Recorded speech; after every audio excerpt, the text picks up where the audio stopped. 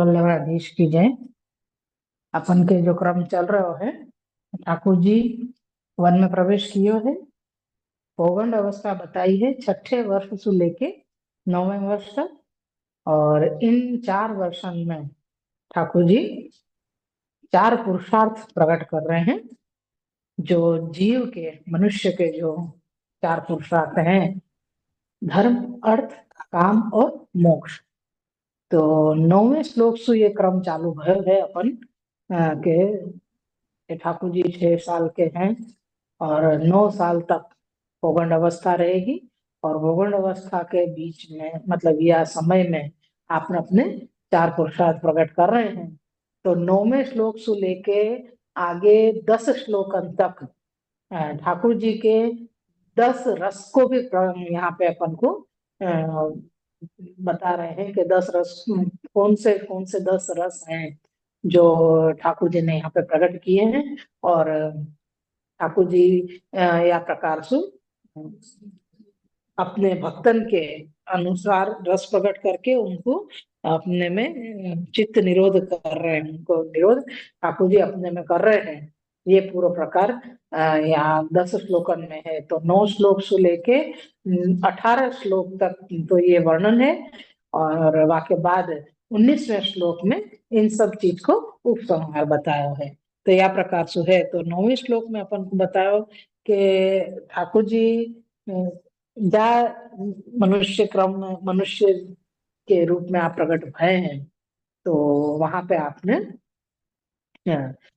उनके अनुसार जो क्या है, उनको जो धर्म है कि गोचारण करना, पशुपालन करना, ये उनको धर्म है। जा प्रकार से उनको धर्म है पशुपालन करना, वो प्रकार ठाकुर जी करके दिखा रहे हैं कि मैं भी अपनो मनुष्य धर्म जो है या समय मैं वो निभा रहा हूँ। तो ये प्रकार बताओ। फिर दूसरे श्लोक में हमको अर्थ बताओ। तो कह रहे अर्थ क्या चीज है। तो कह रहे कि हम जो भी सुख दुख या जो भी कछु हम भोग रहे हैं या हम जा प्रकार से जीवन जी रहे हैं, वहां में यहाँ पे अर्थ को श्री के रूप में बताया है, द्रव्य को रूप नहीं बताया है। यहाँ पे अर्थ को श्री, श्री मतलब शोभा। हमारी शोभा कौन के साथ है, हमारी शोभा कायसु है, ये चीज यहाँ पे बता रहे हैं। धर्म तो आप निभा रहे हैं पशुपालन करके। और अर्थ को मतलब है कि हमारो श्री, हमारी शोभा कौन सो है। तो वो कह रहे हैं कि अपने बांधवन के साथ में, सुजाति के साथ में आप रहेंगे और उनको अपने साथ में रखेंगे तो आपकी शोभा बढ़ेगी। यहाँ पे बांधवन को नाम मतलब घर परिवार तो अपन समझ ही सके, लेकिन एक भाव वाले या एक ये क्या है ना, एक इच्छा वाले, एक शौक वाले, जैसे क्या कि भाई मेरे को जो चीज पसंद है वो याकू भी पसंद है, या मेरा जो ध्येय है वो ध्येय याकू भी है, यूं करके हम साथ में रहेंगे। तो याकू यासु हम दोनों की एक दूसरे से शोभा है, यूं करके ये हमारी शोभा, यानी ये हमारा अर्थ है। अर्थ को मतलब भयो ध्येय प्राप्त करना। ध्येय को मतलब है कि हम जहाँ चीज के लिए मतलब क्या ना कि मनुष्य को जो जीवन है वो कभी भी ध्येय विहीन नहीं होना चाहिए। यानी हम कछु न कछु, मनुष्य हमेशा कछु न कछु प्राप्त करने के लिए कार्य करतो ही रहे हैं। बीज जब सु गर्भ में आवे तब सु वो अपने लिए कछुन कछु कार्य करतो रहे। गर्भ में हो गए तब वो भगवत नाम लेते भयो, यूं कहे कि भाई अब मेरे को बाहर निकलना है, या यहाँ से मतलब ये जा गंदगी में मैं पड़ू भयो हूँ, यहाँ से आप मुझको बाहर निकालो। तो वो एक ध्येय आयो कि मेरे को अब यहाँ से बाहर निकलना है। बाहर निकलने के बाद वो बालक है, ऐसो है जो बोल नहीं सके, चल नहीं सके, परवशता है। तो अब वाको ये चीज है कि अब मैं जल्दी बड़ो हूँ, मुगु ने अपने हिसाब से मैं खाऊं पीऊं। तो ये भाई कीधु प्रकार ते यहाँ पे चल रहा है। तो एक ध्येय है। अरे भाई मैंने 2 દિવસ પહેલા કીધું તે वो ध्येय हमारा यहाँ पे हमको दिख रहा है। फिर वासु बढ़ के फिर जैसे जैसे जीव बढ़तो जाएगा, मनुष्य को रूप बढ़तो जाए जीव, तो अपने आप बाकी इच्छाएं और बाकी ध्येय वो बढ़ती जा रहे हैं। तो वा प्रकार सु जब ध्येय ही नहीं रहे ने तो जीवन में उदासी आ जावे। जीवन में बिल्कुल ही वजह कह रहे आज जैसे कहो ना कह रहे कछु काम ही नहीं है, क्या करें आखो दिन कंटालाजनक जीवन। तो ध्येय बिना को जीवन तो ऐसो हो जावे कि हमको कंटाला आ रहा है, हमको कुछ अच्छो नहीं लग रहा है, क्या करनो नहीं करनो है, सब कछु समझ में ही नहीं आ रही है। तो ऐसो जो ध्येय ही नहीं होवे ना तो जीव की स्थिति ये हो जाए। और ध्येय रखेंगे तो अकेले ध्येय कभी पूरा नहीं होवे। ध्येय में अपन को बांधव यानी हमारे समभावी सुजाति जाको कहवे ऐसे संभावी हमको मिलने बहुत जरूरी है। और उन लोगों को अपने साथ में रखनो या सो हमारी श्री बढ़े है यानी कि हमारी शोभा बढ़े है। और वो शोभा बढ़वे के लिए हम जब आगे मतलब यही हमारा अर्थ यहाँ पे गिनायो है। तो ठाकुर जी को ये दो प्रकार हमको 9वें और 10वें श्लोक में बताया। और 11वें श्लोक में धर्म अर्थ के बाद में आयो काम। तो काम को मतलब है कि कोई के लिए अपनो अपन मतलब ऐसे बिल्कुल मोहित हो जावे कि जाकू हमने अपने जीवन को कहे ना कि एक आइडल बना रखो है, प्रभावित हम हुए हैं कोई सो। तो जैसे अभी अभी जो जो ठाकुर जी को क्रम बताया हो गया हमको कि ठाकुर जी ने नृत्य ऐसो कियो कि मोर जो सबसे सुंदर नृत्य करे है वो भी हास्यास्पद हो गयो। जहां मोर नृत्य करेगो तो अपन अपने आप मोहित हो जाएंगे, एक पलक वाको देखते रहेंगे कि कितना सुंदर नृत्य कर रहे। लेकिन ठाकुर जी को नृत्य देखने के बाद हम वह मोर के नृत्य को भी नहीं देख रहे। तो मोर को नृत्य नहीं देख रहे हैं क्यों? क्योंकि ठाकुर जी वासु की सुंदर और अद्भुत नृत्य कर रहे हैं। तो वो हमारा मोह बनो वहां पे जुड़ गए। तो मोह होवे का मतलब क्या है? हम ये इच्छा कर रहे हैं कि ये जो हमको सुख मिल रहे है ये सुख हमको मिलते रहे।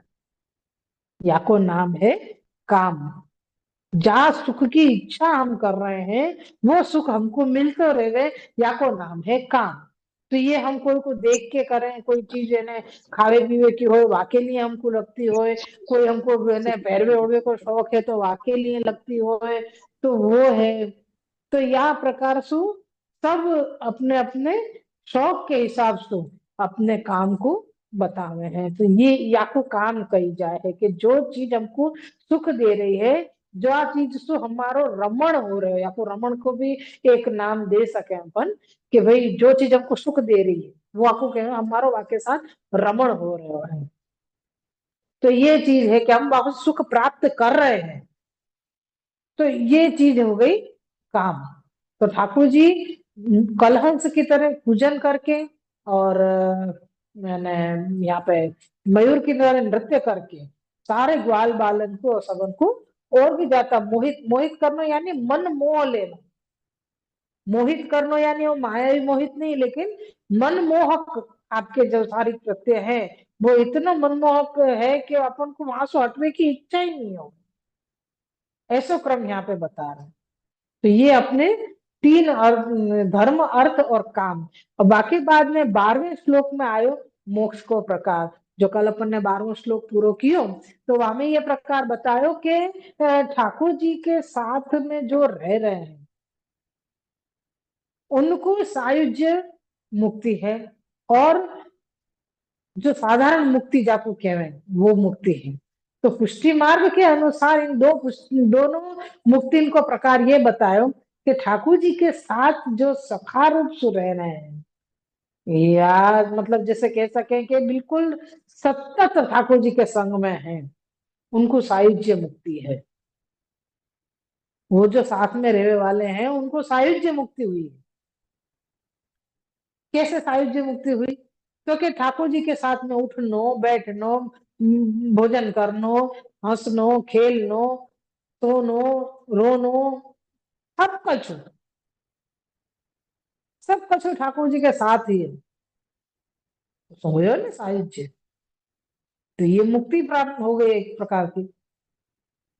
और एक मुक्ति जो बताई साधारण जात के कि भाई हमको मोक्ष चाहिए कोई यहाँ पर अपन को ऑप्शन नहीं दे के तुमको कौन सा मोक्ष चाहिए, सायुज्य, सामीप्य, सालोक्य, सारूप्य, नहीं, कोई ऑप्शन नहीं, बस मुक्ति चाहिए। तो एक जो मुक्ति को प्रकार है ना कि हमको मोक्ष चाहिए, तो वो मोक्ष को प्रकार भी पुष्टि मार्गीय रीतसु यहाँ पे श्री आचार्य जी ने बहुत सुंदर प्रकाशकार ने जो यहाँ पे अपन को विवरण करके बताए, तो वो ये बता रहे हैं कि जिनने ठाकुर जी को प्रथम बार देख लिया, मतलब एक बार जिनने दर्शन किए, वो ऐसे दर्शन किए, ठाकुर जी ने ऐसे दर्शन दिए कि बापू अपनी पूरी जिंदगी में फिर कभी कोई दुख नहीं आयो, या कोई दुख आयो तो वो उनको नड़्यो नहीं।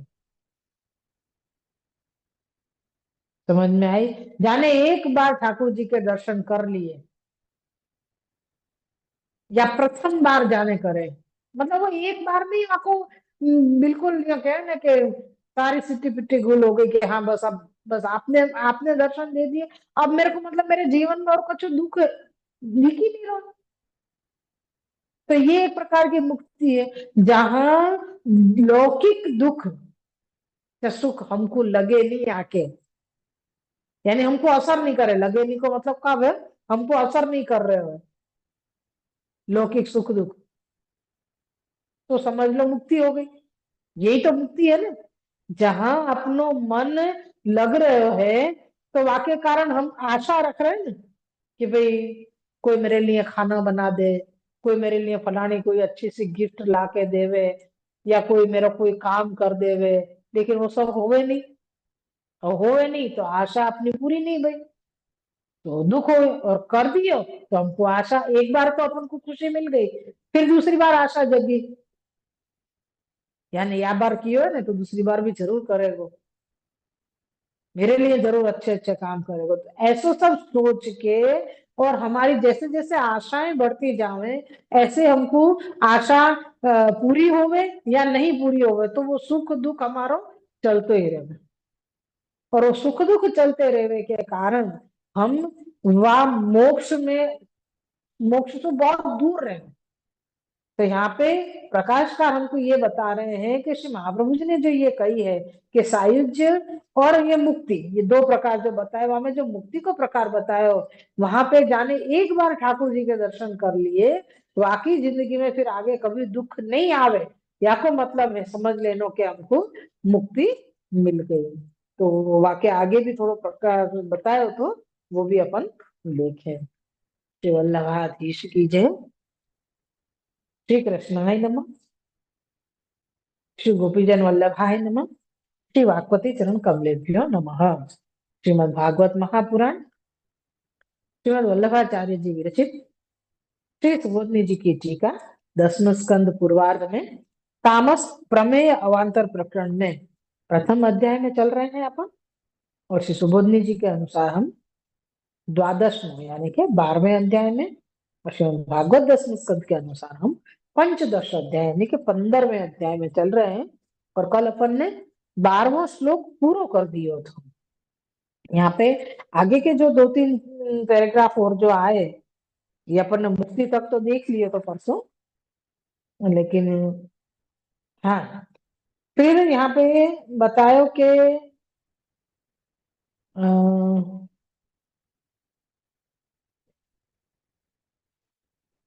ठाकुर जी के पास जो वो ग्वाल बाल के साथ में जो बछड़ाए जो पशु जो होते, वो दूर चले जाते, तो ठाकुर जी कृपा करके अवसर देख के सबको ताप मिट जावे, ऐसी वाणी से उन पशुओं को बुलाते, नाम लेके बुलाते, दूर गए हुए पशुओं को नाम लेने के कारण उनको या प्रकार से बुलाते, वो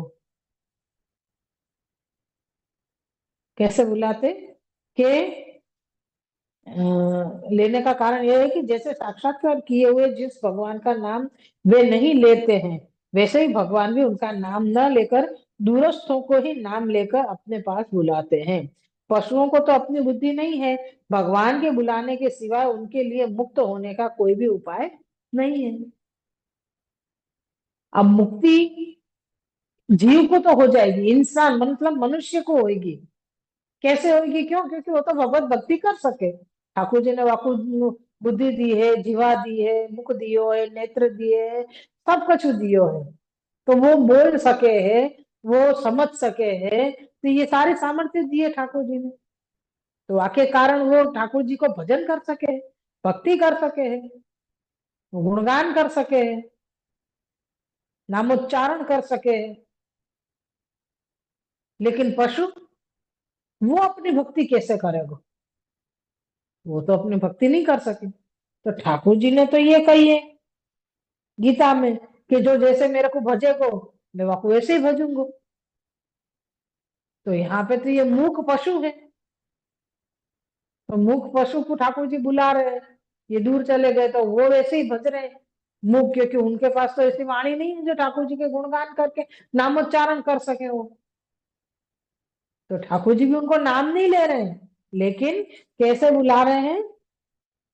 भगवान भी उनका नाम न लेकर दूरस्थों को ही नाम लेकर अपने पास बुलाते हैं।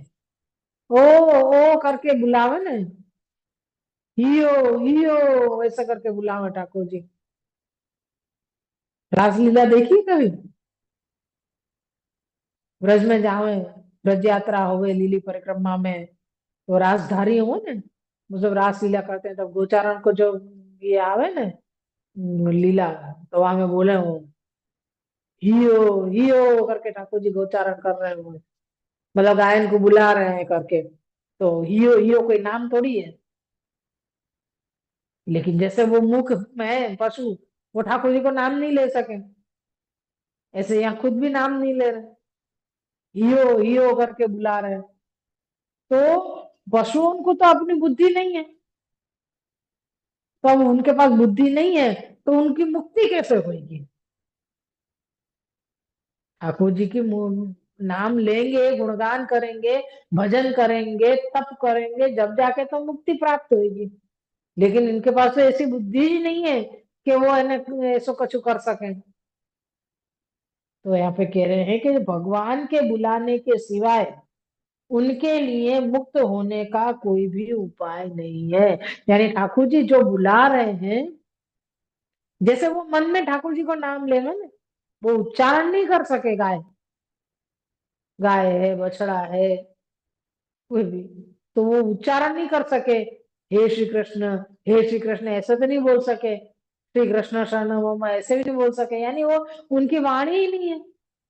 तो वो मन में तो बोल रहे हैं ना, समझ तो सब रहे हैं ना। ऐसे ही ठाकुर जी भी उनको यही प्रकार को नाम लेके बुला रहे हैं। तो वो नाम लेनो मतलब ठाकुर जी ने हृदय से उनको याद कियो, और जाकू ठाकुर जी बुलावे तो वाको तो उद्धार, वाको मुक्ति तो निश्चित है, कोई शंका ही नहीं है हमें तो यहाँ पे ये बता रहे हैं कि पशु को तो कोई बुद्धि नहीं है, लेकिन भगवान के बुलाने के सिवाय उनके लिए मुक्त होने का कोई भी उपाय नहीं है। बहुत सुंदर प्रकार बताया है यहाँ पे। तो कह रहे हैं भगवान वैसे प्रेम से उनका नाम लेकर उनको बुलाते, ऐसे नामों के सुनते ही उनके विषयों का नाश हो जाता है। ठाकुर जी ऐसे प्रकार के नाम लेके बुलावे जासु उनको जो विषय है वो छूट जाता, और विषय छूट जाने का मतलब है, कह रहे हैं कि गाय क्या करेंगे, जहां भी जाएंगे वहां पे घास ढूंढे, घास दिखते ही घास खावे लग जाओ, बराबर। तो वो क्या कर रहे हैं? घास खा रहे हैं, है। तो अब यहाँ पे ठाकुर जी ने जब नाम लियो, तो उनने एकदम जैसे श्रवण कियो कि अरे मुझको बुलाए ठाकुर जी ने, तो वो श्रवण सुनते ही, और जो घास है वो उनके मुड़ा में ही रहेगी, न उनने घास छोड़ी और न घास उनने चबा के खाई। यानी कि उनको जो विषय है, जो या समय वो कर रहे हैं कि भाई मैं घास खा रही हूँ, तो वो विषय उनको नाश हो गया, मतलब कि वो विषय टूट गए। क्या कि उनके विषयों का नाश हो जाता है। यो तो विषय प्रत्यक्ष होने से सबल है, और शब्द नाम परोक्षता के कारण निर्बल है, किंतु शब्द के साथ प्रेम पीयूष होने से प्रत्यक्ष विषयों से परोक्ष नाम सबल हो गए, जैसे प्रभु पशु तत्क्षण विषयों का त्याग कर सके। बहुत ही अद्भुत बात बताइए, बहुत ही सुंदर है। समझिए, फिर से मैं बोलूं, देखो पूरा पैराग्राफ इतना अद्भुत है कि ठाकुर जी अपने मूक भक्तन के ऊपर भी कैसी कृपा करे हैं, ये अपन को समझ में को है तो हम पे आप कृपा करेंगे या में कोई आश्चर्य ही नहीं है। ये मूक पशु हैं, जैसे उनको प्रेम से नाम लेके बुलावे हैं, नाम लेना मतलब जैसे उनने भजन कियो अंतरात्मा सुन, ऐसे ही प्रकाश ठाकुर जी ने उनको बुलाया। तो वो बुलावे के बाद में क्या हो कि उनको जो विषय હતો, यानी वो जो कार्य कर रहे थे जहाँ में उनको मन लगो गयो હતો, वो मन उनको आंसू हट गयो। अब ये मन हट तो गयो, तो ऐसे ऐसे कैसे हट गया? आज मेरे को सामने दिख रहे हो है कि भाई खाना खा रहे हो, भोजन कर रहे हैं, कहीं से ऐसा मुझको लगे कि मुझको कोई ने आवाज दी है, लेकिन मुझको जो दिख रहे हो वो को तो मेरे को खाते रहने चाहिए। ये तो मुझको दिख रही है चीज कि मेरी थाली में भोजन रखो गयो है, ये चीज मेरे को पहले करना है, कि ये काम मुझको पहले करना है, कि मुझको भोजन पहले कर लेना है।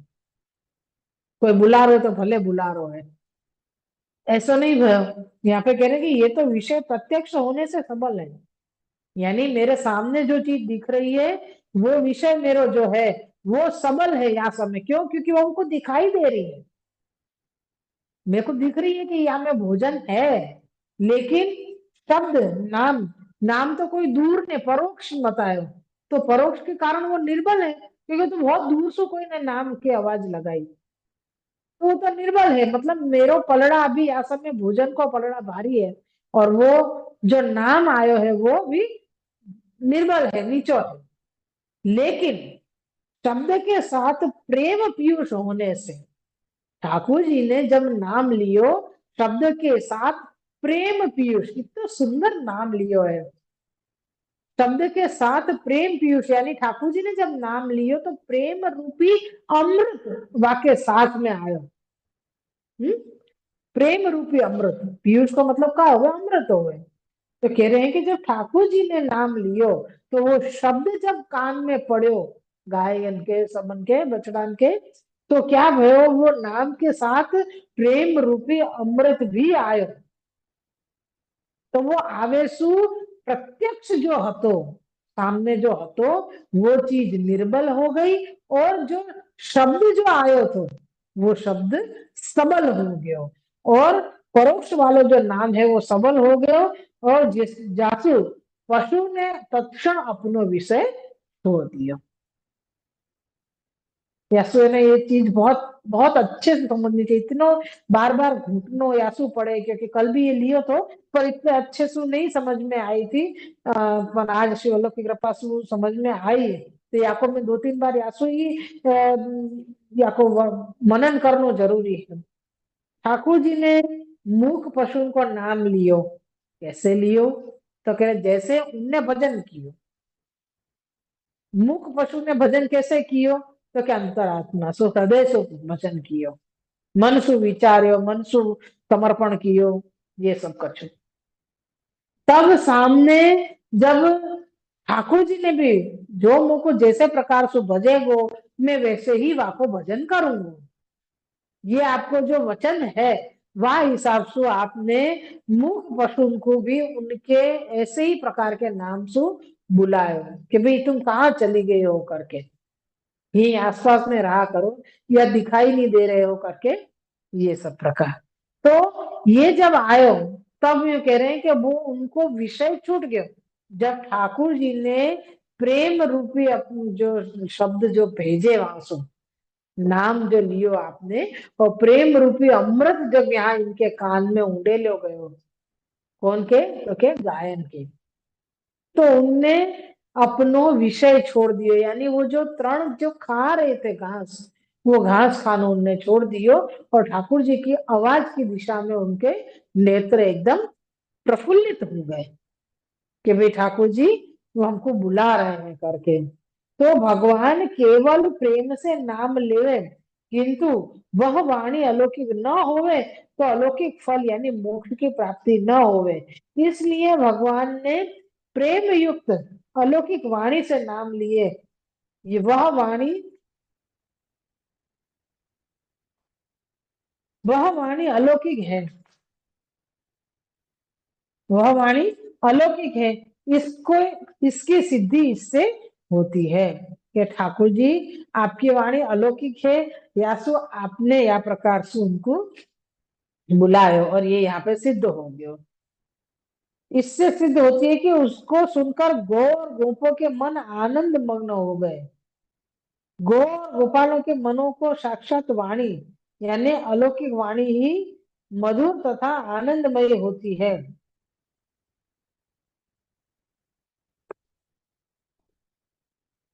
इसकी सिद्धि ये बताते हैं कि गौ और गोपों के मन में आनंद मग्न हो गए। गो और गोपालों के मनों को साक्षात वाणी यानी अलौकिक वाणी ही मधुर तथा आनंदमय होती है। कारण कि गो गुरु जैसे हैं और गो अधिकारी जीव है, अधिकारी जीव जैसे हैं। गो और गो को प्रथम भगवान की वाणी मन की प्रसन्नता करने करने वाली और आनंद देने वाली हुई। गोप और गायन को सबसे पहले ठाकुर जी ने अपनी ठाकुर जी ने वाणी प्रसन्न करने वाली और आनंद देने वाली यानी आपकी वाणी ही इतनी सुख और आनंद देने वाली है। तो मन आनंद युक्त प्रसन्न हो तभी यह फल का पूर्ण अनुभव कर कर सकता है। किसी को भी मुक्ति देनी हो तो भगवान प्रथम इस प्रकार की लीला करते हैं। कोई कोई मुक्ति देनी हो तो ठाकुर जी यह प्रकार की लीला करे हैं, ऐसे यहाँ पे बता रहे हैं। अर्थात जिसको मुक्ति देनी हो प्रथम उसके मन को प्रयास यानी विषयों के दुखों से छुड़ाते हैं और आनंद युक्त करते हैं। बहुत ही सुंदर प्रकार यहाँ पे बताया है कि ठाकुर जी जैसे प्रकार से अपने ये पशु जो हैं आपके मूक पशु जो ठाकुर जी के मतलब दिखाई भी नहीं दे रहे, गोप और गौएं दोनों ही ठाकुर जी को आवाज सुन आनंद मग्न हो गए। दोनों के मन यहाँ पे आनंद मग्न हुए। क्यों आनंद मग्न हुए? क्योंकि फल को पूर्ण अनुभव करो। फल को पूर्ण अनुभव कैसे होगा? तो कि वाणी और मन की प्रसन्नता करने वाली ये भगवान की वाणी जो है वो मन की प्रसन्नता और आनंद देने वाली हुई। किसी को भी मुक्ति देनी हो तो भगवान प्रथम इस प्रकार की लीला करते हैं। अर्थात जिसको मुक्ति देनी हो प्रथम उसके मन को प्रसन्न विषय के दुखों से छुड़ाते हैं और आनंद युक्त करते हैं। यहाँ पे ये बता रहे हैं कि जो ये अ, मुक्ति को मुक्ति को प्रकार अगर कोई दुख भी देना है तो आप वह प्रकार सु प्रसन्न तो और फिर जाकी जैसी इच्छा होए वह प्रकार से उनके मन प्रसन्न करके और दुखन को दूर करे हैं। यदि भगवान प्रत्येक का नाम न लेकर केवल वाणी से बुलाते तो यूं भी हो सकता है कि वे पशु समझने लगे कि न जाने किसको बुला रहे हैं, इसलिए कदाचित वे नहीं भी जाने। तथा भगवान ने भी सोचा कि साधनों के भेद से सबका अधिकार समान नहीं है, अतः अधिकार अनुसार प्रत्येक का नाम लेकर सबको पृथक ही बुलाना योग्य है, इसलिए मूल में नाम शब्द बहुवचन में दिया है।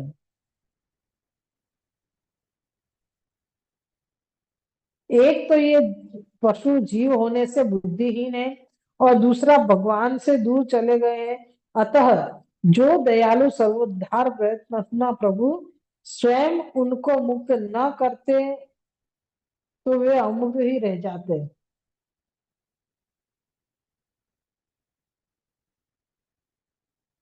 अतः जो दयालु सर्वोद्धार प्रयत्न अपना प्रभु स्वयं उनको मुक्त न करते तो वे अमुक्त ही रह जाते। यानी ठाकुर जी अगर मुक्ति नहीं देते तो हम अमुक्त ही रह जाते। यानी अपन को जहाँ मुक्ति को उस प्रकार अपन जब समय आएगा तब अपन को भी ठाकुर जी कृपा करके कराएंगे। यहाँ अपनो 12वां श्लोक पूरा भयो है। कल भी अपन जो कि यहीं रुके थे पर अभी इतना ही समय है तो फिर अपन ये इतने ले लें। श्री वल्लभाधीश की जय।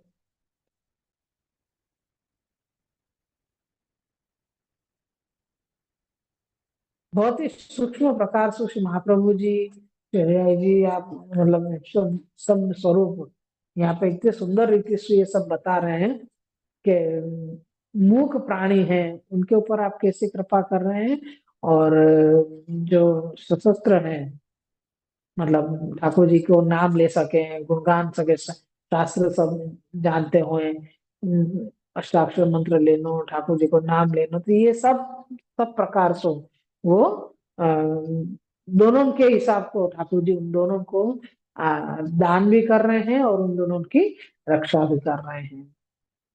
श्री वल्लभाधीश की जय।